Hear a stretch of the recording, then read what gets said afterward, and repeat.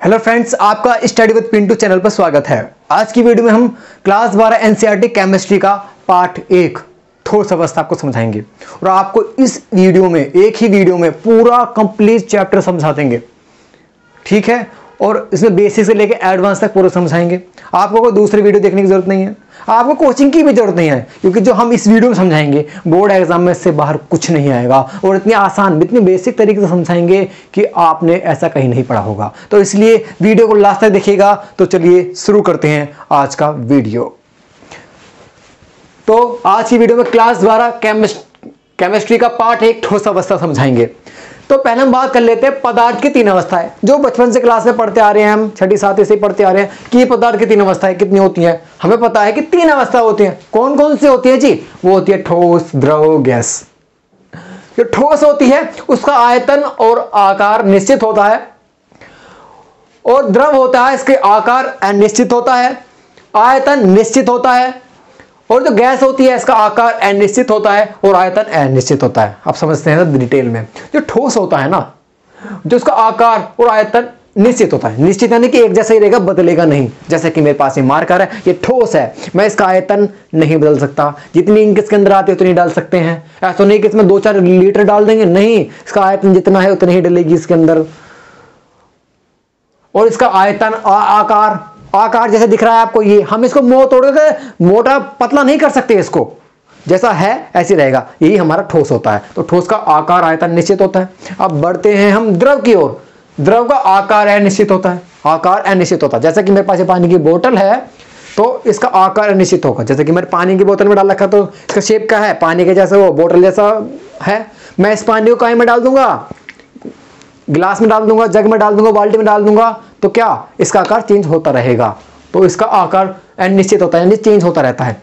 लेकिन इसका आयतन निश्चित रहता है, आयतन निश्चित रहेगा। जितना पानी है अगर मैं बाल्टी में डाल दूंगा तो सिर्फ उतना ही रहेगा, नहीं ज्यादा हो जाएगा।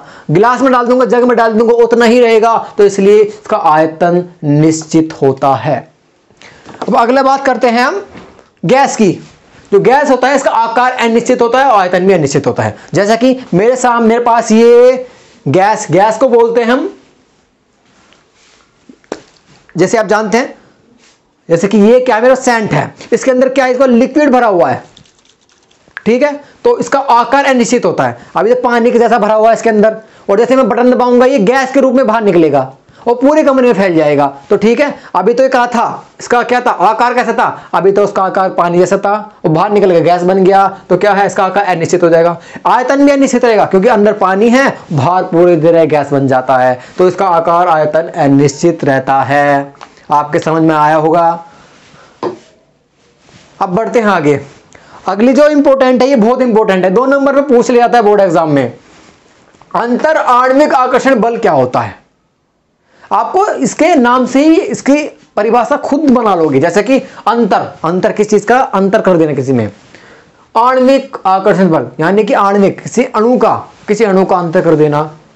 ठीक है, जैसे कि आप परिभाषा पढ़ते हैं और हाँ, नोट्स बनाते रहिएगा। जैसे समझा रहा हूं उसको या तो स्क्रीनशॉट लेकर बाद में लिख लीजिएगा, या गैल के गैल साथ के साथ आप लिखते रहिएगा। जैसे कि किसी भी पदार्थ के 2 अणुओं के बीच लगने वाला बल अंतर आणविक बल कहलाता है। यानी कि किसी भी पदार्थ के 2 अणुओं के बीच लगने वाला बल अंतर आणविक बल कहलाता है। आपके समझ में आ गया होगा। अब इधर देखिएगा, अब क्या है, ठोस अवस्था। अब ठोस अवस्था क्या होता है? पदार्थ की वह अवस्था जिसमें अणुओं के मध्य प्रबल आंतरिक आणविक आकर्षण बल हो। ठीक है, कौन सा? अंतर आणविक आकर्षण बल, जो अभी समझाया था, वाला हो, तथा उनका आकार तथा आयतन निश्चित हो, बदलना नहीं चाहिए। तो वो क्या कहलाता है? हमारा ठोस अवस्था कहलाती है। समझ में आया? तो ये चीज आपको समझ में आ चुकी है। व्हाइट बोर्ड भर चुका है, इसको रफ करके हम आगे और समझाते हैं। हाँ तो फ्रेंड्स, आगे देखते हैं। तो आपको मैंने पढ़ाया तो पदार्थ की 3 अवस्था होती है, ठोस, द्रव, गैस। ठीक है, अब हम ठोस को लेंगे, इस ठोस को पढ़ेंगे डिटेल में। पूरा पढ़ने के बाद में फिर हम द्रव पढ़ेंगे, पूरा डिटेल में पढ़ने के बाद में फिर गैस। इस प्रकार से हमारा चैप्टर खत्म होगा। तो पहले, ये बहुत लंबा चैप्टर है, अभी बहुत देर चलने वाला है। तो ठोस ले लेते पहले। ठोसों का वर्गीकरण, ठोस को कितने भागों में बांटा गया है, वर्गीकरण उसका कैसे किया गया है। तो ठोसों का वर्गीकरण हेडिंग है। तो क्या है ठोसों का वर्गीकरण? ठोस ठोसों के अंतर आणविक कणों के व्यवस्था के आधार पर दो भागों में बांटा गया। ठोस को दो भागों में बांटा गया है। पहला है क्रिस्टलीय ठोस, दूसरा है अक्रिस्टलीय ठोस। ये क्रिस्टलीय ठोस अक्रिस्टलीय ठोस क्या है, तो आप समझाते हैं आपको क्या है ये। तो हम पहले ले लेते हैं क्रिस्टलीय ठोस, इस वाले को ले लेते हैं। तो ले लिया हमने हेडिंग में क्रिस्टलीय ठोस। अब इसको समझते हैं। इसके अणु एक निश्चित ज्यामिति में होते हैं, इसके अणु निश्चित ज्यामिति समिति में होते हैं, ठीक है। यह दीर्घ परासी होते हैं, ये दीर्घ होते हैं, बड़े होते हैं, जैसे चीनी, नमक, ठीक है। और इसका कहने का मतलब है इसके अणु एक निश्चित ज्यामिति में होते हैं, निश्चित यानी कि क्रम में होते हैं। जैसे कि कोई अणु यहां है, दूसरा यहां, तीसरा यहां, चौथा, पांचवा, उसी प्रकार से चलते रहेंगे। ये इनका क्रम रहेगा। क्या है, निश्चित ज्यामिति में है ना ये। उसी प्रकार से हम आ जाते हैं दूसरे पर, अक्रिस्टलीय ठोस पर। अक्रिस्टलीय ठोस, इसके अणु एक निश्चित ज्यामिति में नहीं होते हैं, इसके अणु निश्चित ज्यामिति में नहीं होते हैं। यह लघु परास होते हैं, जैसे रबड़, प्लास्टिक। ये छोटे होते हैं और ये निश्चित नहीं होते, निश्चित ज्यामिति में नहीं होते हैं। जैसे कि यहां पर हमने खींचे हैं कि ये देखिए दो गोले, ये लीजिएगा तो ये क्या ऊपर जाते जाते कम हो जाएंगे। ये देखिएगा ये निश्चित ज्यामिति में नहीं है, वे निश्चित ज्यामिति में है, ठीक है। आपके बात समझ में आ गई है। तो इसमें क्या समझाया मैंने आपको, पदार्थ, ठोस, द्रव, गैस। ठोस का वर्गीकरण दो भागों में बांटा गया ठोस को। पहला क्रिस्टलीय ठोस, दूसरा अक्रिस्टलीय ठोस। फिर हमने क्रिस्टलीय ठोस को डिटेल में पढ़ा, उसके बाद हम दूसरा अक्रिस्टलीय ठोस को, ठीक है। क्वेश्चन में, पेपर में क्वेश्चन किस प्रकार से आता है कि क्रिस्टलीय ठोस किसे कहते हैं और अक्रिस्टलीय ठोस किसे कहते हैं, तो आप जवाब दे देंगे।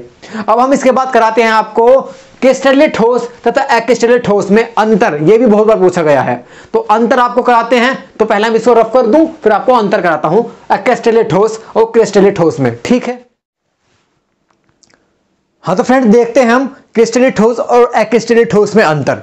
तो आपके सामने दिख रहा है क्रिस्टलीय ठोस तथा अक्रिस्टलीय ठोस में अंतर।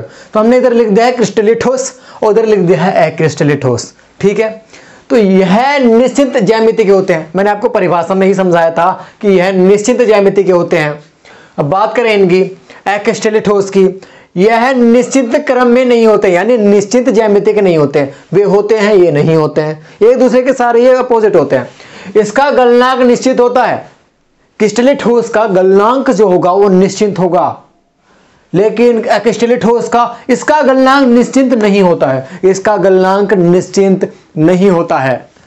अगला पॉइंट की बात करें, चाकू से काटने पर सपाट सतह प्राप्त होती है। अगर हमारे पास अक्रिस्टलीय ठोस है, उसको चाकू से काटने पर हमें सपाट सतह प्राप्त होती है, लेकिन अक्रिस्टलीय ठोस में अगर इसे चाकू से काटने पर सपाट सतह प्राप्त नहीं होती है।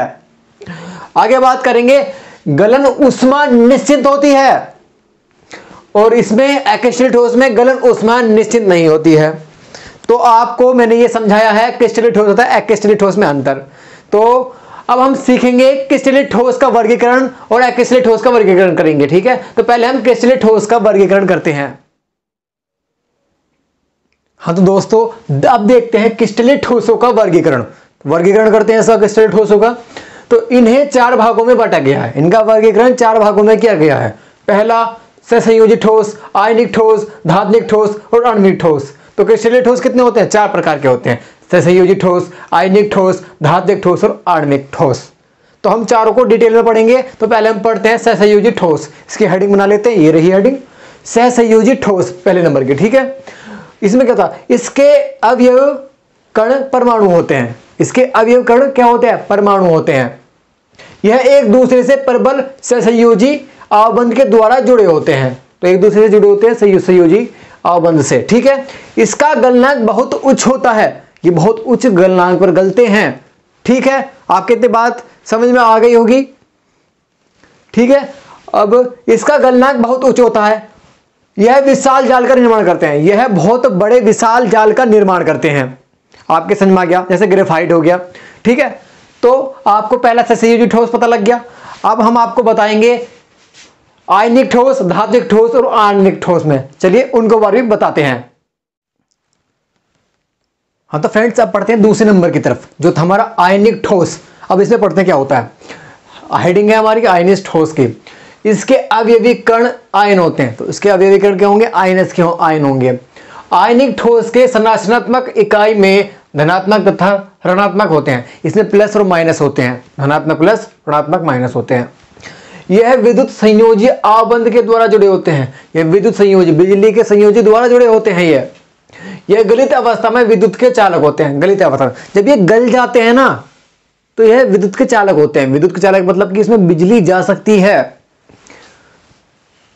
ठोस अवस्था में विद्युत के कुचालक होते हैं। जब ये जम जाते हैं, ठोस हो जाते हैं, तो ये विद्युत के कुचालक हो जाते हैं, यानी कि इनमें बिजली नहीं जा सकती है। अगला जैसे कि एग्जांपल के तौर पर हम देखें NaCl, MgO और ZnS। तीसरा लेते हैं हम धात्विक ठोस। धात्विक ठोस क्या है, सामान्य ताप तथा दाब पर आवर्त सारणी के अस्सी से ऊपर वाले तत्व धात्विक ठोस के रूप में पाए जाते हैं। यानी कि आवर्त सारणी के 80 से ऊपर जाने पर ना जो हमें पाए जाएंगे, ठीक है, तो वही धात्विक ठोस होंगे। जो तत्व पाए जाएंगे वही धात्विक ठोस होगा। इनके मध्य धात्विक अबंध होता है। इनके मध्य बीच में क्या होता है, अबंध होता है, धात्विक अबंध होता है। यह विद्युत के चालक होते हैं। यह विद्युत के चालक होते हैं, ठीक है, यानी इनमें बिजली जा सकती है, गलित अवस्था में भी और ठोस अवस्था में भी। तीसरा हेडिंग थी ये। चौथी हेडिंग देखते हैं, वो है आयनिक ठोस की, ठीक है, आणविक ठोस की। अवयवी कण अणु होते हैं। इसके अवयवी कण ना अणु होते हैं। यह प्रबल आणविक बलों द्वारा बंधे होते हैं। यह प्रबल किसके, आणविक बलों द्वारा से बंधे होते हैं, जुड़े रहते हैं। यह विद्युत के कुचालक होते हैं। ये विद्युत के कुचालक होते हैं, उनमें बिजली नहीं जा सकती है, विद्युत धारा नहीं जा सकती है। एग्जाम्पल के तौर पर देखें H2O, HCl, यूरिया है, ठीक है। और ये ना आणविक ठोस, ये भी 3 प्रकार के होते हैं। यह 3 प्रकार के होते हैं। पहला अध्रुवीय आणविक ठोस, दूसरा ध्रुवीय आणविक ठोस और तीसरा हाइड्रोजन बांधित आणविक ठोस। तो अब हम तीनों को पढ़ते हैं डीपली।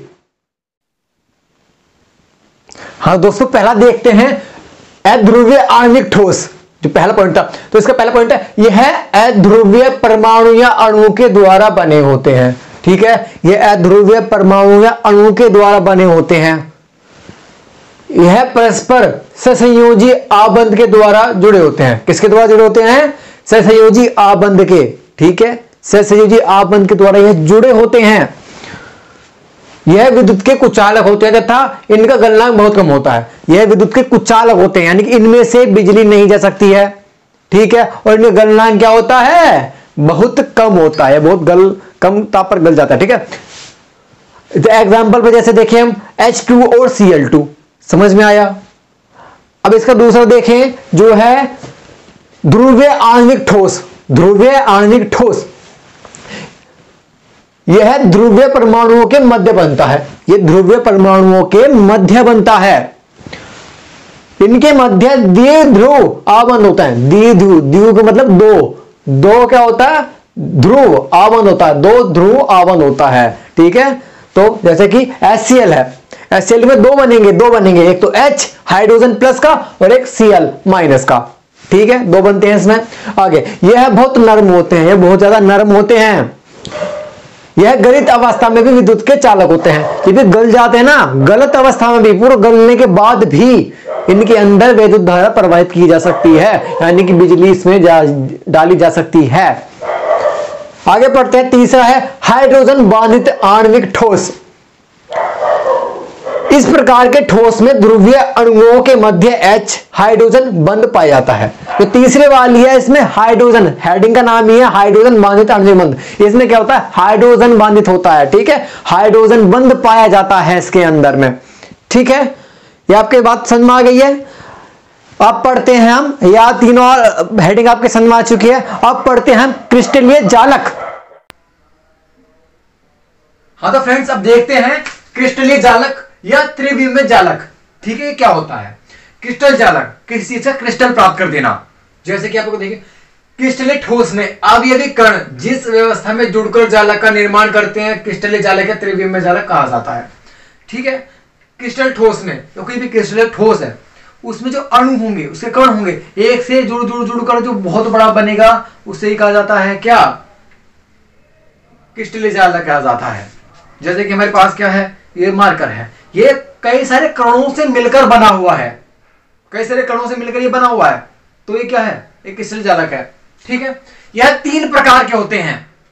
पहला है हमारा एक विमीय जालक। एक विमीय जालक मतलब कि एक ही रेखा पर रहेगा, जैसे कि आपको दिख रहा है ये पूरी रेखा पर है, ये इसके क्या है, ये क्रिस्टल जालक रखी हुई है यहाँ पर 3, समझ में आपको। दूसरा है द्विविमीय जालक। द्विविमीय जालक बोले तो 2 की बात कर, जैसे कि 2 लाइन आ रही है, ये यहां पर 2 लाइन जा रही हो, एक पर ये रहा क्रिस्टल, एक पर ये रहा, तो यहां पर 2 लाइनों पर जा रहा है हमारा क्या, क्रिस्टल जा रहा है। ठीक है, त्रिविमीय जालक जहां पर 3 हो, 1 2 3, यहां पर 3 में जा रहा है, जैसे कि एक यहां जा रहा, एक यहां और एक यहां, 3 उसमें जा रहा हो, तो इसे क्या कहेंगे, क्रिस्टल जालक। अब आगे पढ़ते हैं, जो आपको दिखाने वाला हूं मैं इकाई सेल या यूनिट सेल, मोस्ट इंपोर्टेंट है आपके बोर्ड एग्जाम के नजरिए से, इसको बिल्कुल पक्की तरीके से करके जाइएगा, क्योंकि आपके बोर्ड एग्जाम में ये वाली डेफिनेशन रखी मिलती है। तो समझते हैं इकाई सेल यूनिट सेल क्या होता है। वेरी इंपॉर्टेंट है, किसी क्रिस्टल का वह न्यूनतम अंश, किसी भी क्रिस्टल का वह न्यूनतम छोटा सा अंश, बहुत ही छोटा, जिसको बार बार दोहराने से, बार बार करने से, बार बार दोहराने से दिए गए पदार्थ का क्रिस्टल प्राप्त हो जाता है। जो पदार्थ होगा हमारे पास उसका क्रिस्टल प्राप्त हो जाएगा। ठीक है, वह इकाई सेल कहलाता है।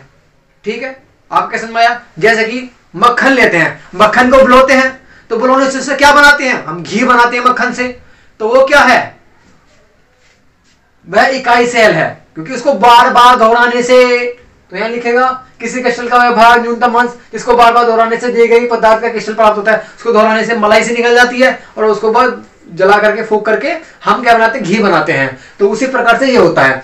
और ये भी हमारे 3 प्रकार के होते हैं। पहला सरल एकक सेल जिसको हम एसएससी बोलते हैं, दूसरा है फलक केंद्रित एकक सेल जिसको हम एफसीसी बोलते हैं, और तीसरा है हमारे अंत केंद्रित एकक सेल।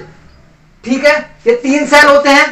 अब इन 3 सेलों को हम डिटेल में पढ़ते हैं, तो चलिए इन तीनों सेलों के बारे में डिटेल में पढ़ते हैं। हाँ तो दोस्तों देखते हैं दूसरा, इसका पहला तो पहला क्या था उसका, सरल एकक सेल जिसको एसएससी बोलते हैं। इसमें क्या होता है, जब अवयवी कण इकाई सेल के प्रत्येक कोनों पर उपस्थित हो, जब अवयवी कण सेल के प्रत्येक कोनों पर उपस्थित हो, तो इस प्रकार के सेल को क्या कहते हैं, एक सरल एकक सेल कहते हैं।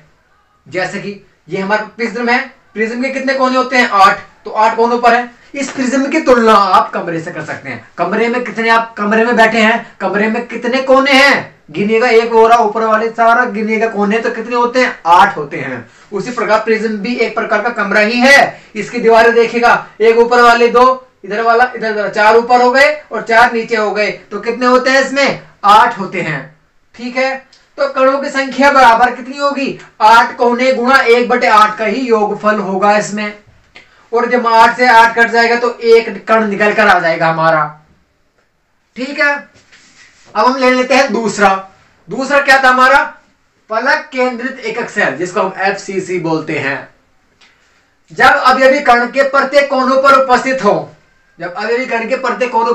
हो, तथा केंद्र के फलक पर उपस्थित हो, कोनों पर भी उपस्थित हो और उसके फलक पर भी उपस्थित हो, तो इस प्रकार के सेल को फलक केंद्रित एकक सेल कहते हैं। ठीक है, जिसने परिभाषा में कहा है कि जब अवयवी कण प्रत्येक कोने पर उपस्थित हो, तो प्रत्येक कोने ले लेंगे, ये वाला कंसेप्ट ले लेंगे कि 8 कोने होते हैं भैया, कोने की बात कर रहा है, गुणा 1/8 का योगदान होगा। आगे इसने कहा कि प्रत्येक फलक पर भी हो, फलक बोले तो दीवार इसकी, तो दीवार पर होना चाहिए। दीवार पर कितनी होती हैं, एक कमरे की दीवार कितनी, 6 होती हैं, तो एक वाली दीवार, 2 3 4 5 6 दीवारें होंगी, तो 6 फलक गुणा 1/2 का योगफल। 8 से 8 कट जाएगा, 1 आएगा, 2 से 3 बार में जाएगा 6, 2 3 6, 3 आ जाएगा, 1 और 3 हमारा हो जाता है 4। तो आपकी समझ में आ गया होगा फलक केंद्रित सेल। अब बढ़ते हैं अंत वाले में, तीसरे नंबर का जो सेल है अंतर केंद्रित एक एक सेल। ठीक है, हाँ तो फ्रेंड्स तीसरा लेते हैं। जो तीसरा है वो है अंत केंद्रित एकक सेल।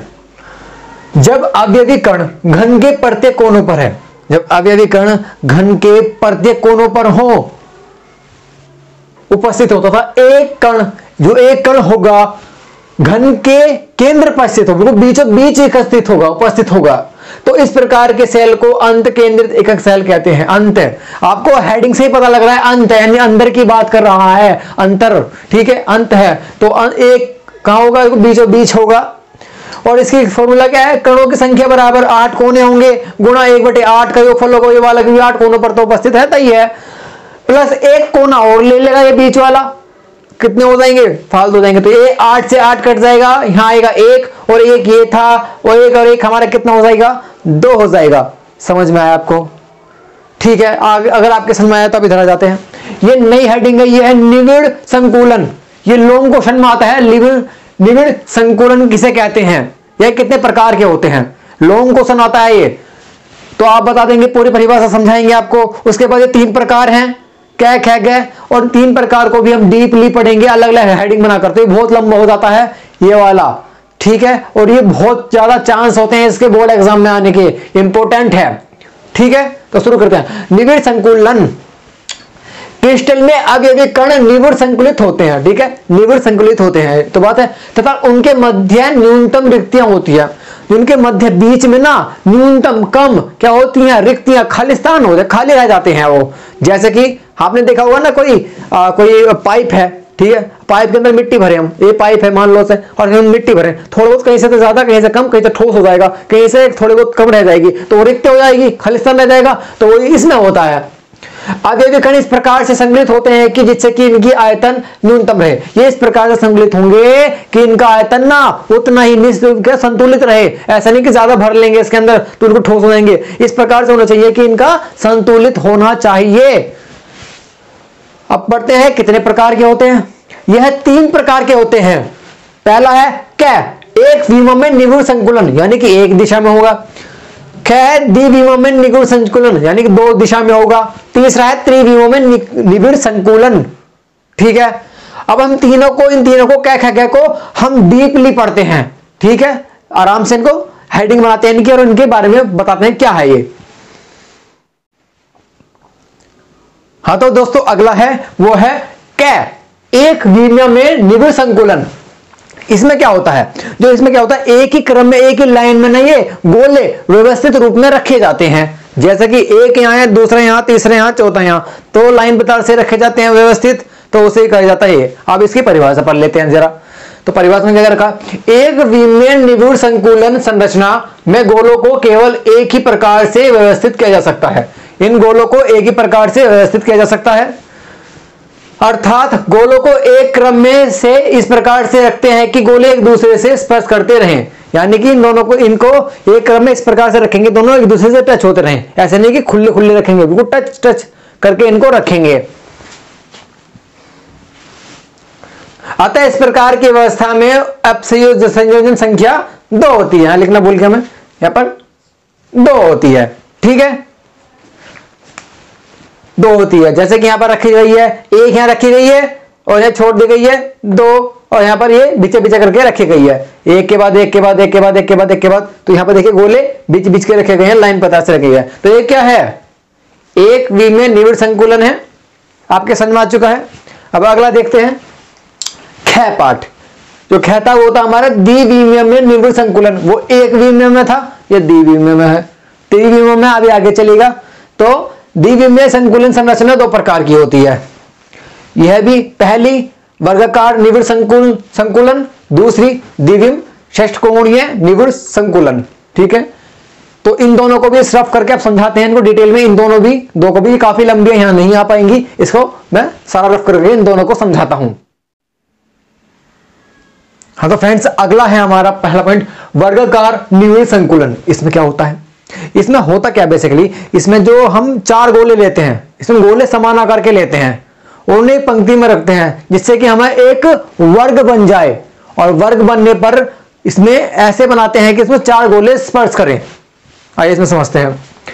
इस प्रकार की व्यवस्था में समान आकार के गोलों को पंक्ति में इस प्रकार से रखते हैं। समान आकार के गोले, समान, ना छोटे ना बड़े, एक से ही साइज के, इस प्रकार से रखते हैं कि एक वर्ग बन जाए। वर्ग कैसा होता है? ऐसा बन जाए जी, ऐसा इस आकार का वर्ग बन जाए। ठीक है, ये दिख रहा है आपको, वर्ग बन जाए तथा एक गोला 4 अन्य गोलों को स्पर्श को संपर्क में रखे। एक गोला ना 4 गोलों को संपर्क में रखे। इस प्रकार की व्यवस्था में उपसंयोजन संयोजन की संख्या 4 होती है। ठीक है, तो इसने कहा कि 4 को साथ में रखे, तो देखिए 1 2 3 4, 4 को साथ में रख रखा है इसने। और ये क्या बना रहा है? एक वर्ग। देखिए कब बिल्कुल ऐसा लग नहीं रहा चौकोटे टाइप का, तो ये क्या है? वर्ग भी बना रहा है। और इसमें उपसंयोजन संख्या कितनी होती है? 4 होती है। 1 2 3 4, 4 होंगी। इसमें द्वितीय पंक्ति के गोले प्रथम पंक्ति के गोले के ठीक ऊपर होते हैं। ठीक है, इसने क्या कहा? इसमें द्वितीय पंक्ति के गोले प्रथम पंक्ति गोले के ठीक ऊपर होते हैं, ये इसके ये वाले ऊपर होंगे। ठीक है, अब बढ़ते हैं इसका दूसरे वाला है द्विविमीय षटकोणीय निबिड़ संकुलन। इसमें क्या होता है? इस प्रकार की व्यवस्था में दूसरी पंक्ति के गोलों को प्रथम पंक्ति के गोलों के बीच वाले भाग में रखा जाता है। ठीक है, जो इस दूसरी पंक्ति के गोले हैं ना, प्रथम पंक्ति के गोलों के बीच में रखा जाता है तथा तीसरी पंक्ति के गोलों को प्रथम पंक्ति के गोलों के ठीक ऊपर रखा जाता है। इस प्रकार से एक संकुलन में गोला 6 गोलों को स्पर्श करता है। इसमें 6 गोलों को स्पर्श करेगा, लेकिन वर्ग नहीं बनाएगा, इसने वर्ग नहीं कहा है। ठीक है, 6 गोलों को स्पर्श करता है। जैसे कि हमारे दिख रहा है नीचे 1 2 3 4 5 6 गोलों को स्पर्श कर रहा है हमारे लगातार। ठीक है, क्या संकुलन में उपसह संयोजन की संख्या 6 होती है। उपसह संयोजन संख्या कितनी होगी? इसमें भी 6 होगी। अब देखिए किस प्रकार से 6 को टच करेगा। देखिए 1 2 3 4 5 6, ऊपर वाला 5 होगा। ठीक है, 1 2 3 4 5, अब 5 6 को पूरे 6 को कवर कर रहा है, लास्ट तक टच कर रहा है पूरा, वो भी लास्ट तक टच कर रहा है। यानी 5 ना 6 को क्या कर रहा है? स्पर्श कर रहा है। गोलों को 6 गोलों को स्पर्श करता है। फिर 5 के बाद दोबारा 6 आएगा, 6 5 को स्पर्श करेगा। फिर 6 के बाद 5 आएगा, वो 5 इन 6 को स्पर्श करेगा। आपकी बात समझ में आ चुकी है। अब बढ़ते हैं नेक्स्ट पेपर, इसको मैं रफ कर देता हूं। हाँ तो फ्रेंड्स, हमारा बचा है ग वाला त्रिविमा में निगूढ़ संकुचन।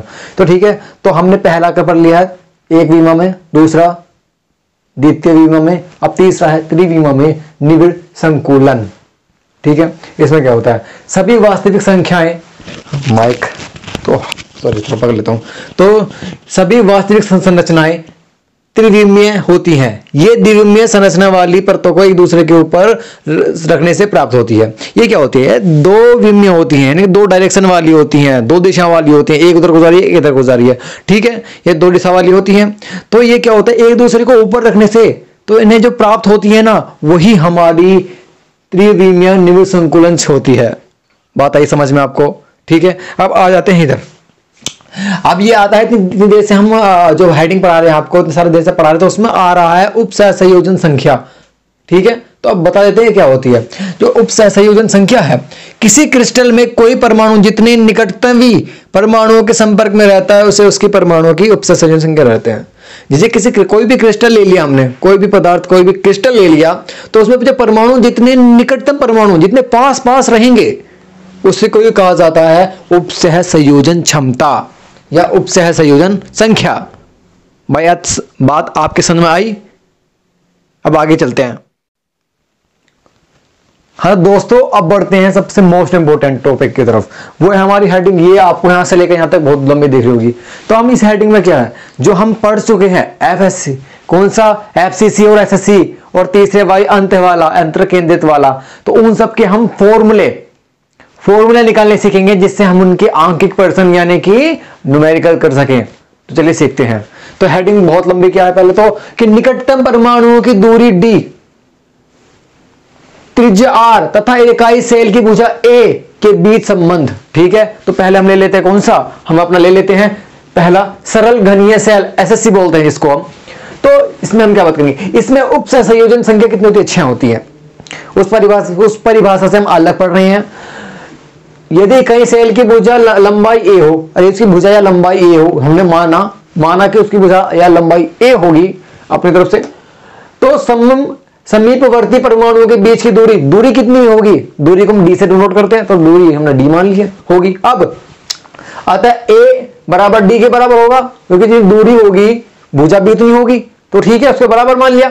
अतः परमाणुओं की त्रिज्या r बराबर d/2। आप सोच रहे हो ये कैसे आया, आपको समझाते हैं। r हमारी त्रिज्या है, d/2 कैसे आया। देखिए कोई भी गोला है हमारे पास, ये गोला है दिख रहा है आपको, यहां पर इसका बिंदु है, यहां से लेकर यहां तक की हमारी क्या होती है त्रिज्या, और यहां से लेकर यहां तक की हमारी क्या होती है, ये भी r होती है त्रिज्या, तो r 2r, और यहां से लेकर पूरा हम गिने, यहां से लेकर पूरा क्या होता है हमारा d भी होता है, ठीक है। या हम ये कह सकते हैं कि रफ काम कर लूं कि d बराबर r कितना होता है 2r, ये लिख लिया मैंने, ठीक है।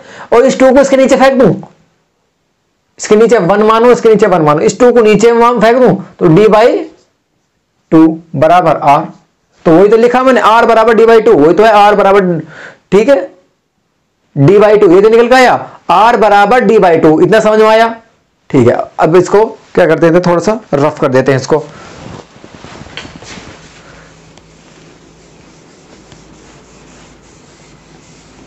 r बराबर d/2 आपके समझ में आ चुका है।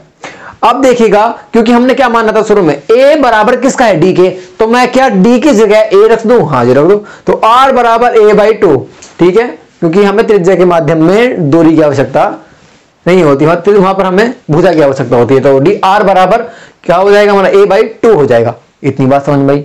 अब इनसे ही आगे के दो वे भी निकलेंगे, आइए आगे देखते हैं। फलक केंद्रित घनीय जालक FCC, अब इसमें क्या होता है, इसकी उपसय संयोजन संख्या 12 होती है। यदि कहे सेल की भुजा लंबाई a हो तो दो समीपवर्ती परमाणुओं के बीच की दूरी कितनी होगी, d बराबर a/√2 होगी, क्योंकि 12 है ना तो रूट में निकलेगी तो √2 होगी। अतः परमाणु की त्रिज्या r बराबर d/2, हम निकाल चुके हैं, इधर r बराबर d/2 निकाल चुके हैं, ये रही पहले निकाली थी r बराबर d/2। आप क्या करेंगे, d का मान इस वाले का मान r बराबर d के स्थान पर क्या रख लेंगे a/√2, तो d के स्थान पर a/√2, और 2 पहले से था तो 2√2 हो जाएगा। आपके समझ में आ गया इतना, ठीक है। ये आपको अच्छे से नहीं आया, मैं समझा देता हूं यहां पर, ठीक है। यहां तक तो आ गया r बराबर d/2। तो इसमें मान कैसे रखते हैं, तो r बराबर d का मान रख देंगे, यहां पर d/2 था ना, तो d की जगह क्या रख देंगे a/√2, और पहले से 2 था गुणा 2, तो r बराबर हमारा a/2 की गुणा हो जाएगी तो 2√2, ठीक है। तो यही तो निकल कर आया है, ये सेम टू सेम है। अब आपके समझ में आ चुका होगा। चलिए अब बढ़ते हैं कौन सा, अंत वाले में, अंत केंद्रित घनीय जालक के बारे में। हाँ तो फ्रेंड्स हमारा तीसरे नंबर का जो था वो था हमारा अंत केंद्रित घनीय संरचना BCC। अब इसके बारे में समझते हैं। इसकी उपसय संयोजन संख्या कितनी होती है, 8 होती है। इसमें दो समीपवर्तीय परमाणुओं के बीच की दूरी कितनी होती है, d बराबर a√3/2, ठीक है, क्योंकि 8 की क्यूब करेंगे तो ये निकल कर आएगा। और अतः परमाणुओं की त्रिज्या r बराबर d/2, जो पहले पढ़ चुके हैं, समझाया था मैंने r बराबर d/2, क्योंकि r दूर नहीं होती है d की, तो r बराबर d/2। यहां पर r बराबर d का मान हम यहां से रख देंगे a√3/2, 2 की गुणा 2 हो जाएगी तो 4 बन जाएगा, तो ये बन गया हमारा r बराबर a√3/4। इधर समझ में आ चुके हैं।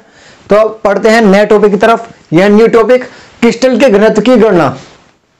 यहां फॉर्मूला है, ये फॉर्मूला देखेंगे कैसे निकल कर आया, और ये फॉर्मूला आपके न्यूमेरिकल यानी आंकिक प्रश्न में पूछे जाते हैं। और जितने भी मैंने कराए हैं 3, FCC, SSC, BCC, ये तीनों कराए हैं ना, इन तीनों के फॉर्मूले से ही न्यूमेरिकल चलते हैं। और मैं न्यूमेरिकल का इस वीडियो में नहीं समझाऊंगा, इस वीडियो में सिर्फ थ्योरी समझाई जा रही है। इसका अलग से वीडियो आएगा ठोस अवस्था का, न्यूमेरिकल का, आंकिक प्रश्न का, उसमें सारे आपके न्यूमेरिकल कराए जाएंगे, आंकिक प्रश्न कराए जाएंगे, ठीक है। तो इसमें आ जाते हैं क्रिस्टल के घनत्व की गणना। क्रिस्टल के घनत्व की गणना निम्नलिखित सूत्र से की जाती है। जो सूत्र है d बराबर z गुणा m अपॉन n गुणा a की पावर 3। और ये सब क्या है अभी देखते हैं। यहां पर d क्या है हमारा क्रिस्टल का घनत्व, घनत्व है कि कितना घनत्व है उसका। z क्या है, BCC या FCC में परमाणुओं की संख्या है, BCC या FCC में परमाणुओं की संख्या है। m इकाई सेल का द्रव्यमान है, कितना द्रव्यमान है उसका, n 6.023 गुणा 10 की घात 23। तो क्या है, ये इसकी न्यूमेरिकल वैल्यू है, n बराबर ये दे रखा है। जहां ए की क्यूब हमारी कितनी है, भुजा की लंबाई है, भुजा की लंबाई दी गई है। नोट, एक बात नोट करने वाली बात यह है कि बीसीसी के लिए अगर z बराबर 2 होता है, बीसीसी के लिए z 2 होता है तथा एफसीसी के लिए z 4 होता है, 2 गुना होता है। आपके समझ में आ चुका है। बढ़ते हैं नए टॉपिक की तरफ। हाँ तो फ्रेंड्स, अब हम नई हेडिंग पढ़ते हैं, वो है ठोसों में अपूर्णताएं। अपूर्णता यानी कमी, दोष। तो बहुत सारे ठोसों में कमी आ जाती हैं, उन कमियों को हम पढ़ते हैं कि कौन कौन सी कमी यानी दोष आ जाता है। देखते हैं, किसी क्रिस्टल में से सही क्रम में उपस्थित अवयव गण का पृथक होकर या सही क्रम में व्यवस्थित ना होना क्रिस्टल दोष कहलाता है, यानी सही क्रम में ना होना ही, तो उसमें एक दोष आ गया। अब देखते हैं, ये दोष 3 प्रकार के होते हैं। क्या होता है, स्टोइकियोमेट्री दोष, ठीक है। दूसरा क्या होता है, असुद्धता दोष, और तीसरा होता है नॉन स्टोइकियोमेट्री दोष, ठीक है। तो हम पहले कै वाला पढ़ते हैं, फिर ख वाला पढ़ेंगे और फिर ग वाला पढ़ेंगे। तो कै वाला हमारा क्या है, स्टोइकियोमेट्री दोष। थोड़ी इसकी स्पेलिंग ऐसी है तो इसको याद रखना। इस दोष में धन आयन और ऋण आयन का वही अनुपात रहता है जो क्रिस्टल के अणुसूत्र द्वारा प्रदर्शित किया जाता है। तो इसका धन आयन और ऋण आयन वही रहेगा जो क्रिस्टल का अणुसूत्र होगा, ये ध्यान रखना। अणुसूत्र जो होगा वही इसका होगा। इस दोष को उष्मागतिकी दोष भी कहते हैं। इसका दूसरा नाम क्या है, उष्मागतिकी। पेपर में पूछ सकता है स्टोइकियोमेट्री दोष किसे कहते हैं, या पेपर में पूछ सकता है वह कि उष्मागतिकी दोष किसे कहते हैं। तो आप दोनों का मतलब एक ही है। यह दोष 2 प्रकार का होता है। पहला रिक्तिका दोष यानी खाली जगह रह जाना, दूसरा अंतरकाशी दोष, कहीं कहीं पर रह जाना, ठीक है। इन दोनों को हम डिटेल में पढ़ते हैं, इसको रफ कर करके। हाँ तो फ्रेंड्स, अगला दोष है वह है रिक्तिका दोष। इस दोष में क्या होता है, जब क्रिस्टल जालक के कुछ स्थान खाली होते हैं तो क्रिस्टल में रिक्तिका दोष उत्पन्न रह जाता है। जैसे कि यहां पर आप देख रहे हैं, पर ये गोले गोले गोले दिख रहे हैं, ये कण दिख रहे हैं, सारे ये दिख रहे हैं, ये देखिए कण दिख रहे हैं, लेकिन कुछ कण इसमें खाली रह जाएं, कुछ गलती से कुछ कण खाली रह जाएं, तो वही हमारा रिक्तिका दोष होता है। रिक्तिका यानी खाली रहना, रिक्तिका दोष। जैसे कि ये 2 हमारे क्या होंगे, एरो का चिन्ह है, जालक में रिक्त स्थान, ठीक है। ये जालक है हमारा पूरा, ठीक है, इस समझ में आया रिक्तिका दोष। अब इधर आ जाते हैं, इधर है हमारा अंतरकाशी दोष। अंतरकाशी समझते हैं, अंतर कर देना। अब देखिएगा, यह दोष तब उत्पन्न होता है जब किसी क्रिस्टल में से अवयवी कण अपने स्थान को छोड़कर अंतरकाशी स्थान में चले जाते हैं, अपने स्थान को छोड़कर। जैसे कि ये यहां होना चाहिए था, ठीक है, लेकिन यहां से उठक कर ही यहां पहुंच गया, अपने स्थान से भटक गया, और यहां से भटक करके यहां पहुंच गया। तो ये अपने स्थान से भटक जाते हैं, कहीं और पहुंच जाते हैं, तो इनको क्या बोल लेते हैं, अंतरकाशी दोष। ये दोनों क्या कहलाएंगे, अवयवी कण अंतरकाशी स्थान, इनका अवयवी कण अंतरकाशी स्थान है। समझ में आया। अब बढ़ते हैं और दोष की तरफ। अगला दोष है वो है हमारा फ्रेकल दोष। इसमें क्या होता है, जो धन आयन होते हैं ना, वे क्या काम करते हैं, तो वे धन आयन अपने स्थान को छोड़कर कहीं और चले जाते हैं, वो क्या कहलाते हैं, फ्रेकल दोष कहलाते हैं। जैसे पढ़ते हैं इसमें, यह दोष आयनिक यौगिक प्रदर्शित करते हैं। इस दोष में कोई धन आयन अपने मूल स्थान को छोड़कर अंतरकाशी स्थान में चला जाता है। अपने मूल जहां रह रहा हो वहां उस स्थान को छोड़कर वह अंतरकाशी स्थान पर चला जाता है। इस दोष को विस्थापन दोष भी कहते हैं। इस दोष को विस्थापन दोष भी कहते हैं। दूसरा नाम इसका विस्थापन है, याद रखिएगा। इस दोष के कारण क्रिस्टल पर कोई प्रभाव नहीं पड़ता है। इस दोष के कारण क्रिस्टल पर कोई प्रभाव नहीं पड़ता है। अब आ जाते हैं इधर, यह है शॉर्ट की दोष। दोनों ही मोस्ट इंपोर्टेंट दोष हैं और इनका अंतर भी आपको मैं कराऊंगा। यह दोष उन आयनिक क्रिस्टलों में उत्पन्न होता है जिनमें धन आयन और ऋण आयन बराबर संख्या में लुप्त हो जाते हैं। इसमें क्या होता है, धन आयन ना और ऋण आयन प्लस और माइनस दोनों क्या बराबर मात्रा में लुप्त यानी गायब हो जाते हैं। इस दोष के कारण क्रिस्टल का घनत्व कम हो जाता है, ठीक है। जैसे कि यहाँ ए था, अब कैसे गायब हो जाते हैं, जैसे ए था प्लस ए प्लस 1 था, फिर बी की बारी आई, फिर ए प्लस 1 की बारी आई, तो बी माइनस वाला गायब हो गया, ठीक है, माइनस गायब हो गया। अब इधर बी माइनस था तो फिर क्या था, ए प्लस वाला गायब हो गया, तो वहां बी माइनस, यहाँ ए प्लस, तो माइनस और प्लस यानी ऋण और धन दोनों ही गायब हो गए हैं, ये इसमें बताया गया है। चलिए अब चलते हैं इन दोनों का, शॉर्ट के दोष और फ्रेकल दोष का हम अंतर करते हैं। अब हम देखते हैं सोट की दोष तथा फ्रेकल दोष में अंतर। जैसे कि आपके सामने दिख रहा है सोट की दोष, इसमें क्या होता है, इस दोष के कारण क्रिस्टल का घनत्व कम हो जाता है, इसमें क्रिस्टल का घनत्व क्या होगा, कम हो जाएगा। और इस वाले में फ्रेकल दोष में इसमें क्रिस्टल के घनत्व पर कोई प्रभाव नहीं पड़ता है, तो उसका घनत्व कम नहीं होगा, जैसा था वैसे ही रहेगा। अब आते हैं सोट के दोष में। यह दोष तब उत्पन्न होता है जब जालक में से धन आयन और ऋण आयन बराबर संख्या में लुप्त हो। यानी कि ये दोष जब होता है, सोट के दोष जब उत्पन्न होता है जब धन प्लस धन आयन और ऋण आयन दोनों बराबर मात्रा में लुप्त यानी गायब हो। और यहां पर फ्रेकल दोष, यह दोष तब उत्पन्न होता है जब किसी क्रिस्टल में से कोई धनायन अपने मूल स्थान को छोड़कर अंतरकाशीय स्थान में चला जाता है। इसमें कोई एक जो हमारा क्या होगा, धनायन अपने स्थान को छोड़कर अंतरकाशीय कहीं और, मैंने पढ़ाया था ना, पड़ोसी के स्थान में चले जाता है, तो वही क्या होगा, हमारा फ्रेकल दोष होगा। तीसरा, यह उन आयनिक यौगिक में पाया जाता है जिनकी उपसय संयोजन संख्या अधिक होती है। ये उनमें पाया जाएगा जिनमें इनकी उपसय संयोजन संख्या ज्यादा होगी, और ये उसमें पाया जाएगा जिनकी संख्या उपसय संयोजन संख्या कम होगी।